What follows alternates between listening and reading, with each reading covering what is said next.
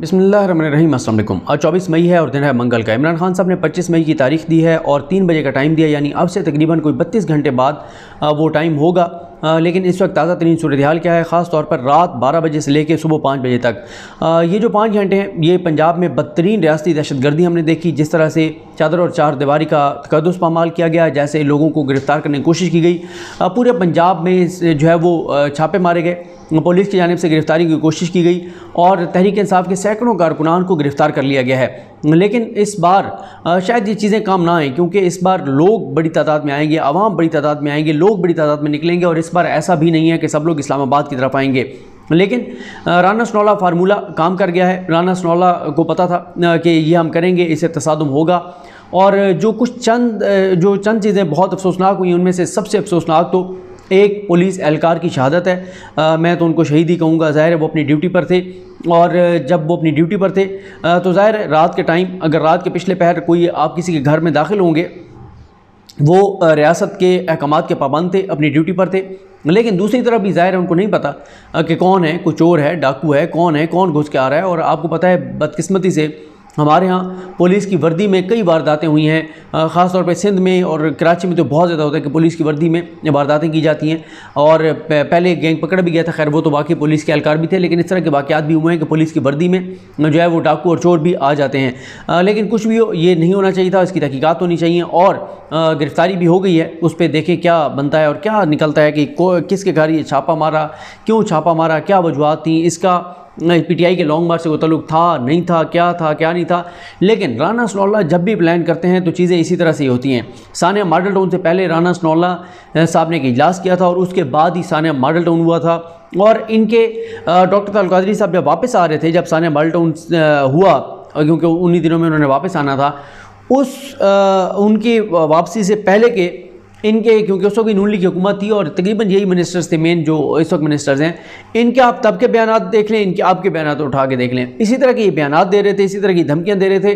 और उन धमकियों के बाद सानिया मॉडल टाउन हो गया। आज भी आप देखेंगे जियो को साथ मिलाकर सारा दिन इस पर प्रोपेगेंडा किया जाएगा और कि जी ये इमरान खान का हुक्म था, इमरान खान के कहने पर गोली मारी गई, चाहे बाद में पता चले कि मामला बिल्कुल ही कुछ और था, वाक़या बिल्कुल ही कुछ और था और इसका तहरीक इंसाफ के मामला से कोई ताल्लुक नहीं था। लेकिन डालने की कोशिश यही की जाएगी तहरीक इंसाफ के ऊपर। लेकिन जब आप इस तरह से पुलिस को इस्तेमाल करेंगे, और इसलिए हमारे पुलिस के जो जवान हैं, अफसरान हैं, उनको भी ये बात देखनी चाहिए कि आप रियासत के साथ वफ़ादार रहें, एक ख़ानदान के साथ वफ़ादार रहने की कोई ज़रूरत नहीं है। जिनका नज़र आ रहा है, जिनकी इस वक्त पंजाब में हुकूमत ही नहीं है, तो इनके कहने पर आप जाएंगे तो यही करेंगे जिस तरह से वहाँ पर इन्होंने सानिया मॉडल टाउन की सारी जिम्मेदारी पुलिस के ऊपर डाल दी थी।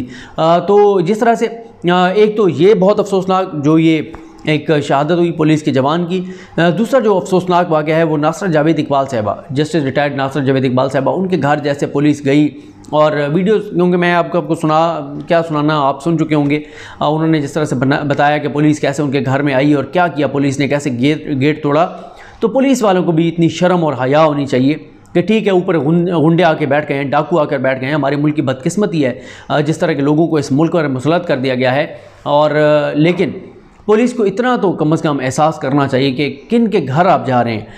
जो पाकिस्तान बनाने वाले हैं, अल्लामा इकबाल की फ़ैमिली, उनके ख़ानदान के साथ इस तरह का जुल्म, इस तरह का रवैया, इस तरह की बदतमीज़ी, बदतहज़ीबी, और ये किसी भी तौर पे जस्टिफाइड नहीं है। क्यों आप पाकिस्तान, और ये कौन है इस सारे प्लान के पीछे, इस रजीम चेंज के पीछे कौन है इस हुकूमत के हैंडलर्स जो पाकिस्तान को आग में झोंकना चाहते हैं, जो पाकिस्तान में तसादुम चाहते हैं, जो पाकिस्तान में आग लगवाना चाहते हैं, जो पाकिस्तान में खाना जंगी चाहते हैं, जो पाकिस्तान को पता नहीं कैसे, कौन है ये सारा कुछ करवाने वाला कि आप जो है वो पाकिस्तान के जो मोहसिन हैं उनके घरों पर भी ये करवा रहे हैं।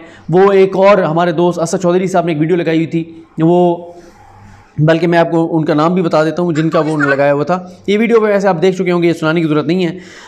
तो ये वीडियो है जिसमें असद चौधरी साहब ने लिखा है कि भावलपुर में पंजाब पुलिस का पीटीआई रहनुमा और मेंबर कंटोनमेंट बोर्ड रेहान बिन जावेद के घर छापा, चादर चार दीवारी का तकद्दुस पामाल किया गया, बेटी को थप्पड़ मारकर मोबाइल फ़ोन छीना गया, जबकि बीवी को संगीन धमकियाँ दी गई। और ये आगे फिर इन्होंने बताया कि ये फ़ौज के एक रिटायर्ड ऑफिसर की बेटी हैं और ये जो उनके खातून हैं बीवी उनकी। तो ये इस तरह की चीज़ें कौन करवा रहा है, क्यों करवा रहा है, क्यों आप उन लोगों को जो पाकिस्तान से मोहब्बत करने वाले हैं आप उनको पाकिस्तान का दुश्मन बनाना चाहते हैं, पाकिस्तान के इदारों की नफ़रत उनके दिलों में डालना चाहते हैं। फिर यास्मीन राशिद साहिबा, उनकी कैंसर सर्वाइवर, उन्होंने कोविड में जो खिदमत सर अंजाम दी, जो उन्होंने कुर्बानी दी, जिस तरह से उन्होंने मेहनत की, उनके साथ क्या किया गया वो भी आप देख चुके हैं। तो ये बड़ी ही अफसोसनाक सूरत हाल है। शिरीन मज़ारी साहबा को जैसे गिरफ़्तार किया गया वो आपके सामने है, और वो फिर उनको रिहा भी किया गया क्योंकि गैर कानूनी थी वो सारी कुछ। फिर इसके अलावा देखो उस्मान डार के घर पर छापा, फवाद चौधरी के घर पर छापा, असद उमर, बाबर अमान, जरताज गुल, बेशुमार नाम है। लेकिन ये है कि तहरीक इंसाफ की हिकमत अमली इस हवाले से कामयाब रही कि कोई भी मेन उनका जो मरकज़ी को रहनुमा है वो गिरफ़्तार कोई भी नहीं हुआ। और मियां असलम इकबाल के घर तो ये गए तो वहाँ तो इंटरेस्टिंग सूरत हाल हुई कि वहाँ पर तो लोग निकल आए, मोहल्ले वाले निकल आए और पुलिस को वहाँ से भागना पड़ा। यहाँ पर देखें बहुत से चेहरे बेनकाब हो रहे हैं। पीपल्स पार्टी जो बड़ी इंसानी हकूक़ की चैम्पियन बनती है, जो कहती है कि प्रोटेस्ट हक है, पुरअमन एहतजाज होना चाहिए, वो खामोश हैं, कोई बयान उनका नहीं आया। MKM अगर यही हो रहा होता इमरान खान साहब के दौर में, MKM इस वक्त बयान दे चुकी होती, बड़ा जुल्म हो रहा है, हम हुकूमत से अलग हो जाएंगे। लेकिन जब से वो शहबाज शरीफ के हाथ में उनकी पार्टी की लगाम पकड़ाई गई है, पता नहीं उनके मुंह पे के ऊपर क्या ऐसा लगा दिया गया है कि उनकी ज़बान ही नहीं खुलती। कराची में 15 घंटे की लोड शेडिंग हो, कराची में तबाही और बर्बादी हो, सिंध में पानी की सूरत हाल हो, या जुल्म हो, जबर हो, तशद्दुद हो, गुंडागर्दी हो, दहशतगर्दी हो, उनकी ज़बान नहीं खुलती। वो मुकम्मल खामोश हैं क्योंकि ज़ाहिर है उनको भी अंदाज़ा है कि जिन्होंने उनकी लगाम पकड़ाई है शहबाज शरीफ के हाथ में, उन्होंने ये हुक्म भी दिया होगा कि ख़बरदार ज़बान खोली, ख़बरदार अब तुमने आगे कहीं नहीं जाना है, ये शहबाज शरीफ के कदमों में तुमने बैठना है। कराची में 15 घंटे की लोड शेडिंग हो, कराची में जुल्म हो, ज़्यादती, जो मर्ज़ी हो तुमने नहीं बोलना, और वो बोल भी नहीं रहे। खैर, और अब तो MKM खुद मुतालबा कर रही है कि जल्द अज जल्द पेट्रोल बम गिराओ आवाम के ऊपर, पेट्रोल महंगा करो, जितना जल्दी हो सकता है पेट्रोल महंगा करो। ये MKM मुतालबात कर रही है। वो MKM जो बड़ी तड़पती और फड़कती है कि इनसे ज़्यादा दिल में दर्द नहीं है किसी, इनसे ज़्यादा आवाम का दर्द किसी के दिल में नहीं है। तो बहरहाल जो इस वक्त MKM कर रही है, क्योंकि खैर MKM के कॉन्फिडेंस की वजह समझ आती है जिनके साथ उनका याराना है, जिनके कहने पे वो इधर आए हैं। और दूसरा ये भी है कि MKM को क्योंकि कहा गया कि MKM, पीपल्स पार्टी, नून लीग, मौलाना फजलुर रहमान, PSP, ये सारे एक प्लान है कि ये सारे मिल के और इलेक्शन लड़ेंगे कराची में। और इनको पता है जितनी सीटें हमारे पास हैं हिस्से में तो शायद कुछ मिल जाएं। वैसे बड़ा मुश्किल है MKM का जो इस वक्त किरदार है, बड़ा शर्मनाक किरदार है। तो बड़ा मुश्किल है, नामुमकिन है कि MKM कोई वहाँ से कोई सीटें निकाले कराची में, क्योंकि पढ़ा लिखा शहर है और पढ़े लिखे लोग इन चीज़ों को बहुत ज़्यादा देखते हैं कि आपका रवैया क्या है। और अब ज़ाहिर है या तो फिर बोरी बंद लाशों का वक्त वापस आएगा कराची में, या फिर उसी तरह से जो इस दुनिया से जा चुके हैं वो आगे ठप्पे लगाएंगे, वरना MKM का कोई आगे कोई मुस्तकबिल जो है वो किसी भी तौर पर नज़र नहीं आता। मियाँ वाली में बहुत ज़्यादा क्रैकडाउन किया गया, मियाँ वाली में बहुत ज़्यादा छापे मारे गए। कैसर साहब में वहाँ से उन्होंने वो वीडियो भी अपलोड की। मियाँ वाली इसलिए टारगेट पर है क्योंकि वो इमरान खान साहब का आबाई इलाका है और वहाँ से भी बड़ी तादाद में लोगों ने जो है वो निकलना है। और ये देखें इस हुकूमत की बुज़दिली है, खौफ है, इनकी कांपें टांग गई हैं और ये डर गए हैं, ये कागज़ी शेर जो हैं कि ये आप लोगों को गिरफ़्तार कर रहे हैं। आप मर्द बने, जुर्रत करें और कहें कि हाँ आओ। जैसे इमरान खान ने मौलाना को कहा था आओ, मौलाना आए, उनको जगह दी, उनको वॉशरूम बना के दी। हमजा शफकात साहब को लगाया कि इनको वो बारिश हुई, कहा कि इनको कंबल जाकर दें, कोई मसला है तो मेडिकल कैंप लगाएं, वो काम करें। पीपल्स पार्टी कोई रुकावट नहीं, नून लीग कोई रुकावट नहीं। तो आप भी जुर्रत करें ना, इतनी तो अखलाक की आप में जुर्रत होनी चाहिए, आप फिर आने दो उनको। लेकिन आप इतने खौफज़दा हैं। और फिर जब भी राना सनौल्ला कोई प्लानिंग कर रहे हो, और इमरान खान साहब मैं आपको बता चुका हूँ नहीं लॉन्ग मार्च करना चाहते थे। इमरान खान साहब को पता था कि लोग जितने चार्ज हैं कोई मामलात गड़बड़ होंगे, और फिर ऊपर राना सनौल्ला बैठे हैं। राना सनौल्ला फार्मूला यही है, वो चाहेंगे कि लाशें गिरें और इसके बेस बना के और मुल्क में तसादुम कराएंगे, क्योंकि नून लीग इस वक्त चाहती है कि मुल्क में मार्शल लॉ लग जाए। नून लीग की सबसे बड़ी ख्वाहिश ये है कि मार्शल लॉ लग जाए। और ये मैं आपको बता सकता हूँ कि जनरल ज़िया उल हक के बाद ये दूसरा मार्शल लॉ होगा जिसका सबसे ज़्यादा फ़ायदा शरीफ ख़ानदान को होगा। इस वक्त वो चाहते हैं कि इन्हें इलेक्शन में ना जाना पड़े, वो चाहते हैं कि मार्शल लॉ लगे, वो चाहते हैं कि सिस्टम लपेट दिया जाए, वो चाहते हैं कि सियासी शहीद बन जाएँ, लेकिन वो साथ ही चाहते हैं कि इमरान खान के ख़िलाफ़ कुछ हो। और ये बड़ा एक ख़तरा है कि इमरान खान के जब लोग निकलेंगे तहरीक इंसाफ के झंडे उठाए, कुछ लोग जो है वो कोई किसी गाड़ियों को आग ना लगा दें, किसी इमारत को आग ना लगा दें, क्योंकि ये मास्टरमाइंड है, ये जो इस वक्त बरसर इक़्तिदार जमात है, जिन्होंने 79 लोगों को 14 लोगों को शहीद कर दिया था और गोश्त दरूद पे फायरिंग की, खातून को जो है वो नहती खातून को जबड़े में गोलियां मार के शहीद किया गया। उनसे आप कुछ भी एक्सपेक्ट कर सकते हैं। तो बड़ी एक सूरत हाल ख़राब है। बाकी इन्होंने इमरान खान का काम आसान कर दिया है, ख़ुद ही इन्होंने इस्लामाबाद को मुकम्मल तौर पर सील कर रहे हैं, बाकी शहरों को सील कर रहे हैं, सड़कें बंद कर देंगे। तो इमरान खान और क्या चाहते हैं? इमरान खान यही चाहते हैं कि प्रेशर हो इस हुकूमत के ऊपर। अब आप बताएं कि कितने दिन ये पुलिस को लगा के काम कर सकते हैं, कितने दिन ये इस तरह का अनरेस्ट पाकिस्तान बर्दाश्त कर सकता है।